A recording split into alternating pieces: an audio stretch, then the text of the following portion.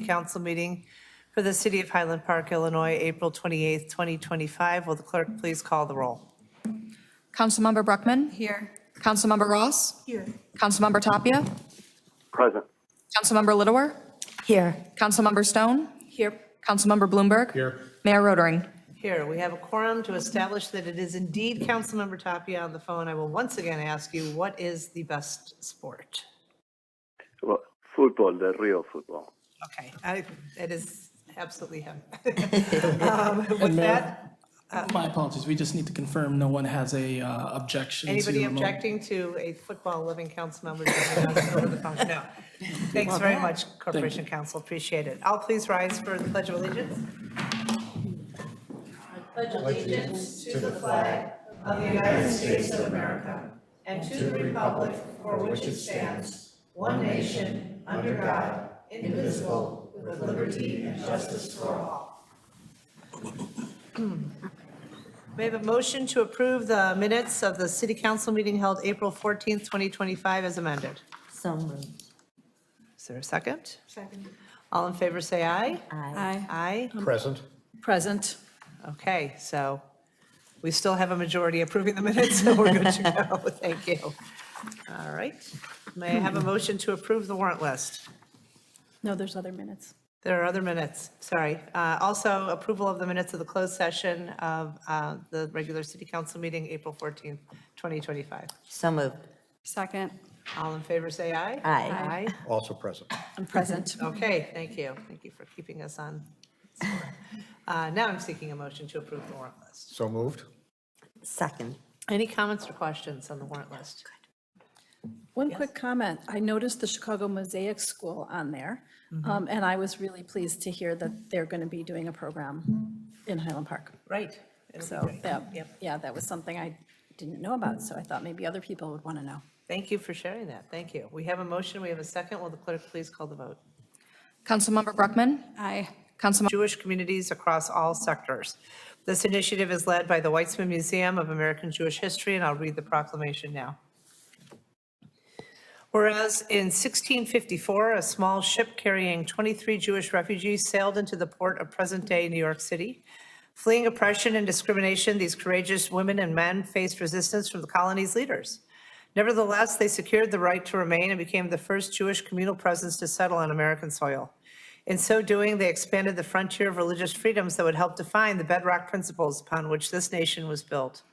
And whereas during Jewish American Heritage Month, we honor these 23 refugees and the centuries of successive generations of Jewish Americans who, shaped by their own encounters with prejudice, persecution, and the promise of a better tomorrow, have emboldened our nation to stand up for justice, equality, and freedom. And whereas the story of America was written in part by Jewish Americans who, through their words and actions, embraced the opportunity and responsibility of citizenship, knowing full well that democracy is not born nor sustained by accident. Throughout our country's history, Jewish Americans have proudly served our nation in uniform, in elected office, and on our nation's highest courts. They've made enormous contributions to America's cultural, scientific, artistic, and intellectual life, and they have marched, petitioned, and boarded buses to demand civil and political rights for all, from women's rights to voting rights to workers' rights. And whereas 370 years after those 23 brave Jewish refugees, online exhibitions offered as part of their virtual museum, from the stories of Jewish war veterans to baseball players, suffragists to artists, and much more, these exhibitions showcase the rich diversity of the American Jewish experience. I know Councilmember Littlewer wanted to add something to this statement. Thank you. This Jewish American Heritage Month, we must also recognize that our community, which has been at the forefront of achieving and maintaining equal rights for marginalized communities for decades, is now under threat from individuals of every political persuasion. Data from the FBI and the city of Chicago shows that Jews are the #1 targeted group as the disproportionate victims of hate crimes. This doesn't tell the whole story, as we know in Highland Park, when instances like anti-Semitism chalking at Port Clinton Square or harassment and intimidation at 3 in the morning in predominantly Jewish neighborhoods do not come through these data points.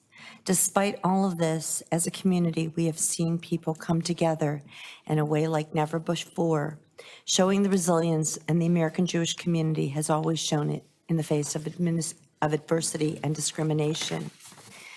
I think it's very important as we celebrate Jewish American Heritage Month that we also understand we need to protect people.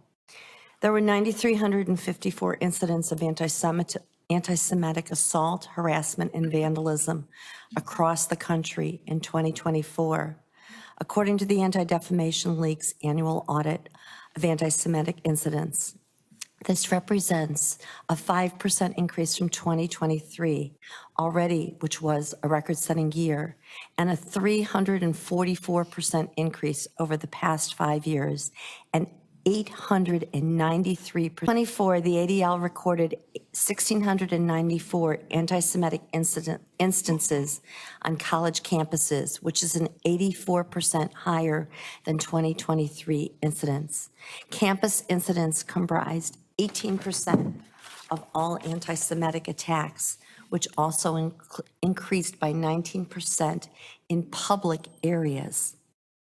2 weeks ago, the statistics for the state of Illinois were released, and there was a 59% increase in Illinois from 23 to 24, meaning from 211 instances reported to 336. The 5-year difference in Illinois is 630% increase in cases. Illinois ranked number 5 in the number of incidents on college campuses, ranked number 8 in total incidents, and ranked number 9 in the number of anti-Semitic white supremacist propaganda incidents. Finally, in Lake County, where we live, there were 47 incidents of anti-Semitism. As we as a city hear these numbers, it's incumbent upon us to embrace the laws and policies which support, honor, and protect against this type of behavior. Thank you. Thank you. Thank you, Councilmember Littler, for calling out the threat of anti-Semitism. We must always condemn this pervasive hate and stay strong. Thank you. Appreciate it. Through the City of Highland Park Student Commissioner Program, outstanding Highland Park High School juniors and seniors volunteer their time on behalf of our community. To serve, students must complete an application explaining their interest in the program and the city's various boards and commissions, share any relevant coursework or activities, and write about their future goals. Tonight, it's our pleasure to thank and congratulate the class of 2025 student commissioners. These graduating seniors have volunteered their time and provided their unique perspective to help shape conversations and policy recommendations. These students are our future leaders, and we're so proud to support them in their journey. And we invite those who are able to join us this evening to stand when your name is called and come forward. We're going to recognize you with a certificate, and then we'll take a picture of the whole group together. And I have to say, having sat in on several of the commission meetings, it's just been such a pleasure to watch you in action, sharing your perspectives and giving your opinions to our policymakers. To start, Lila Goldman from Business and Economic Development Advisory Group. Okay, thank you, Lila. Hannah Key, Business and Economic Development Advisory Group. No Hannah. Ava Heimgartner, Cultural Arts Advisory Group. No Ava. Adam Slavin, Historic Preservation Commission. Luke Burns, Housing Commission.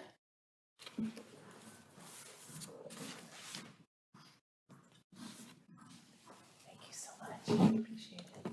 Thank you. Emma Fox, Human Relations Advisory Group. Rachel Muller, Human Relations Advisory Group.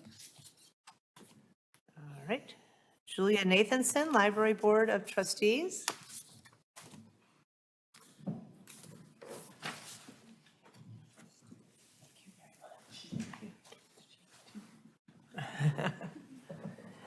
Alex Mendoza, Plan and Design Commission. Thank you so much.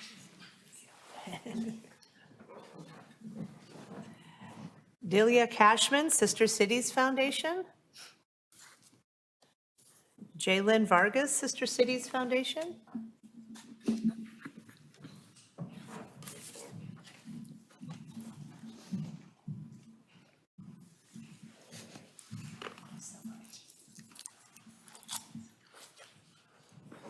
Ryan Kessler, Sustainability Advisory Group. Kobe Silver Sustainability Advisory Group, and Evan Hecht, Zoning Board of Appeals. Well, please join me in thanking all of our students.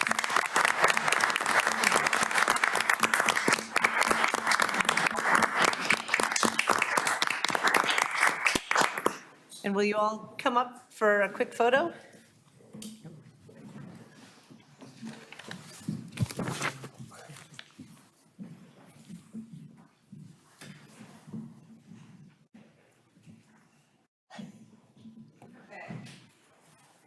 I'm going to take a bunch just really fast, okay?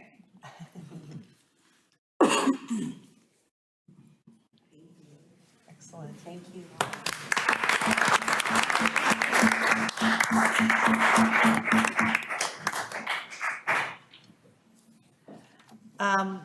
A few more items under the report of the mayor. Last week marked a major milestone in our community's resiliency journey as the criminal legal proceedings came to a close with a 2-day sentencing hearing. It was an honor to stand beside Lake County State's Attorney Eric Reinhardt and share a few words on behalf of our community, which I would like to share with you tonight as well. A chapter has closed on our community's journey, but no verdict or sentence can erase the pain or lasting impact of this horrific act. As we listened to the powerful voices of those whose lives were forever changed, we were reminded of the profound loss. Loved ones taken too soon, sense of safety that was shattered, and the futures that were forever altered.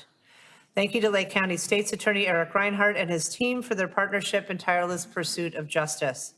Our heartfelt appreciation also goes to the first responders, the law enforcement officers, community emergency response team, and medical professionals who've shown extraordinary dedication and served with compassion and professionalism throughout this painful process. While the legal proceedings have concluded, our work continues. We will always stand with the survivors, the families, and all who carry the weight of this tragedy. Our support remains steadfast. We will never forget. The sentencing does not mark the end of our efforts. It strengthens the resolve to push for meaningful change. It is another opportunity for a call to action as we continue to plead with our nation's leaders to take decisive action to prevent future tragedies. No community should have to endure such devastation. We stand united in remembrance and our shared commitment to building a safer future. We are Highland Park. Many thanks again to Lake County State's Attorney Reinhardt and the Lake County State's Attorney team, City Manager Gita Newkirk, Chief of Police Lou Jogman, Retired Commander Jerry Cameron, Detective Brian Bodden, Fire Chief Joe Schragi, Assistant Managers Emily Taub and Aaron Jason, Resiliency Manager Maddie Cotty, Communications Professionals Amanda Bennett and Alyssa Noble, and all city staff who have served our community with the utmost professionalism and compassion over the past nearly 3 years.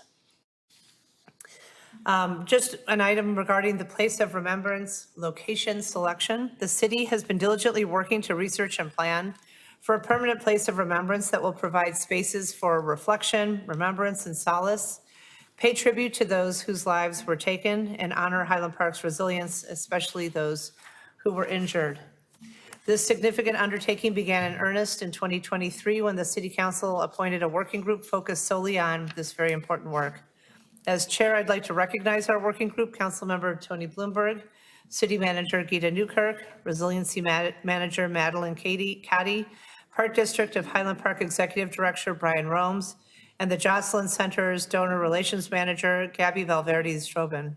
Although the City Council remains the ultimate decision-making authority, this group has been working diligently to research other places of remembrance and make informed recommendations to the council through its public meetings. All of the meeting minutes are available on the city's website. I'd also like to recognize Assistant City Manager Emily Taub, who oversees the Resiliency Division, and Communications Manager Amanda Bennett for supporting the working group. Earlier this evening, during the Committee of the Whole meeting, the council continued its discussion of the site location recommendation that was prepared by DoTank, a human-centered consulting firm that designed a trauma-informed community-wide study to help inform our conversations. DoTank created an online survey that was completed by nearly 1,000 respondents, conducted focus groups and one-on-one interviews with victims' family members and individuals who were injured, and worked closely with city staff and the working group. The results of their research are available online at hpremembrance.org. That's where you can download the full report. Based on the wealth of data collected, the thorough analysis prepared by the consultant team, and a thoughtful conversation among the council, we'll be moving forward with a prominent primary place of remembrance at the Rose Garden and a subtle secondary place of remembrance at Port Clinton Square. This approach allows us to balance the needs of those who felt that a place of remembrance should be in a quiet place with ample space for development, and those who felt that it was important to have a recognition at the site of the shooting. This decision was informed by input from the families, people who were injured, and the community as a whole. We are grateful to every person who shared their unique perspective with the team. In terms of next steps, the city will issue a national request for qualifications for design of the permanent place of remembrance. We expect that this part of the process will continue through the summer, with the council selecting a firm in early fall. Whoever is chosen will be charged with significant public engagement so that all stakeholders are involved throughout the design process. To each of my council colleagues, I want to say thank you so very much for your thoughtfulness, your candor, and your vulnerability during these difficult conversations. We look ahead to the next phase of this project with a strong sense of purpose and commitment to the values that are guiding this work: inclusion,